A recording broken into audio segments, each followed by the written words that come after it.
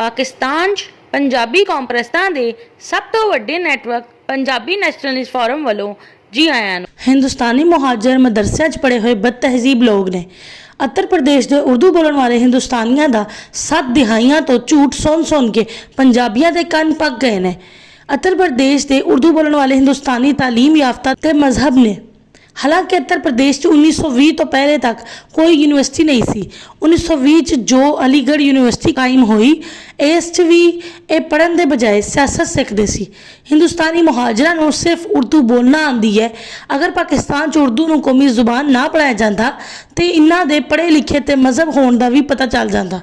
उर्दू बोलने वाले हिंदुस्तानी उत्तर प्रदेश के मदरसे पढ़े हुए बदतहजीब लोग ने, जो पाकिस्तान के क्याम के बाद पाकिस्तान की हुकूमत, सियासत, सहाफत ते सरकारी नौकरियां ते कब्जा करके पाकिस्तान की असल कौमां नूं जहल ते बदतहजीब कहते रहे।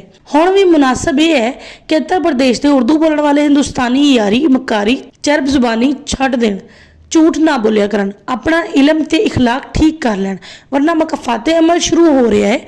उत्तर प्रदेश के उर्दू बोलने वाले हिंदुस्तानियों के नाल पाकिस्तान च भी उही होना है जो बांग्लादेश च बिहारियों के नाल हो रहा है।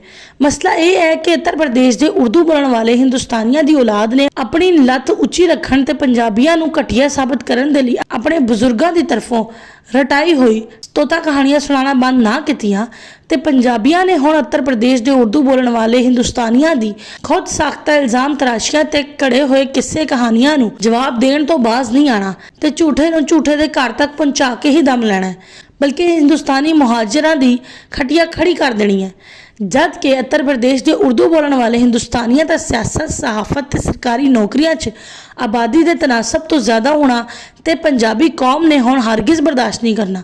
उत्तर प्रदेश के उर्दू बोलने वाले हिंदुस्तानियों की सियासत, सहाफत, सरकारी नौकरियां च मौजूदगी ते उर्दू जुबान वादिया सिंध की तहजीब की हासिल कौमां पंजाबी, कश्मीरी, हिंदू, डेरावेल का शुमार पंजाबी कौम च हुंदा है।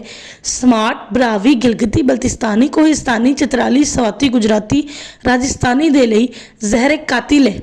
एक कौमां की इज्जत, वकार ते बका का मामला है। वादिया सिंध की तहजीब की हामिल कौमां अपनी माजी बर्बाद कर बैठिया ने, लेकिन हुण अपने बच्चों का मुस्तकबिल उत्तर प्रदेश के उर्दू बोलने वाले हिंदुस्तानियों के सियासत, सहाफत, सरकारी नौकरियां च मौजूदगी ते उर्दू जुबान की वजह तो तबाह नहीं होना देना चाहदियां।